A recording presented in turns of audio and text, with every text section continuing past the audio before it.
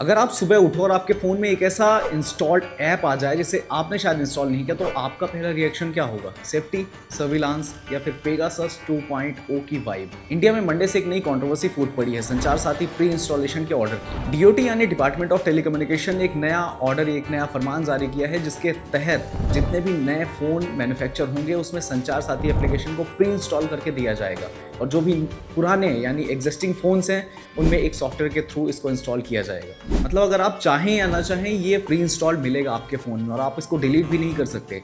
जब ये सारी भसड़ हुई, जब ये सारा हंगामा हुआ संसद में या संसद के बाहर, तो गवर्नमेंट ने अपनी सफाई दी कि आप इस ऐप को चाहें तो रखें, अदरवाइज इसको डिलीट कर सकते हैं।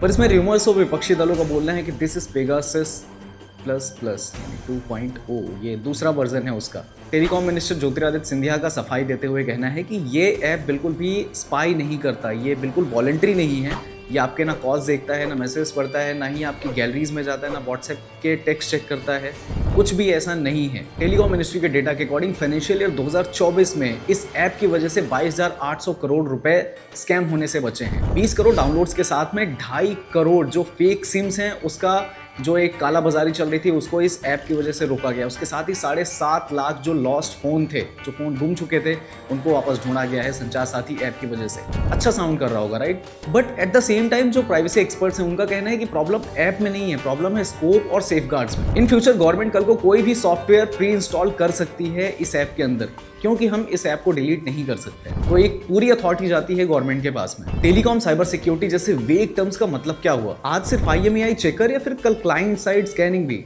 VPN flagging, SMS log scraping, और ये सब कुछ पॉसिबल है बस एक अपडेट से। और हाँ, आपके लिए जानना भी जरूरी है कि जब डेटा एक जगह सेंट्रलाइज होता है तो उसके लीक होने की संभावना 10x ज्यादा बढ़ जाती है। तो इन सारी बातों पे ऑपोजिशन का बोलना है कि ये एक बिग ब्रदर मूवमेंट है, तो वहीं सपोर्टर्स का बोलना है कि जब फोन में आपके छिपाने के लिए कुछ है ही नहीं तो फिर डरना किस बात का। और हाँ, कई हद तक बात ये भी सही है कि ऑलरेडी जीमेल और गूगल के जितने भी सॉफ्टवेयर है वो प्री इंस्टॉल होकर आपके फोन में आते हैं जिन्हें आप डिलीट नहीं कर सकते हैं कभी भी, तो फिर इतना रोना किस बात का है? तो इन सारी बातों के कंक्लूजन में सवाल ये नहीं है कि संचार साथी ये ऐप डेंजरस है या नहीं है, सवाल ये है कि जो 1.4 बिलियन सिटीजन्स का फोन स्टेक पे हो तो क्या ऑप्शनल ट्रांसपेरेंसी जरूरी है? तो इस पूरे मुद्दे पर आपकी क्या राय है, आपका क्या कहना है कि ये सेफ्टी है या surveillance? What you think? Let me know in the comment section.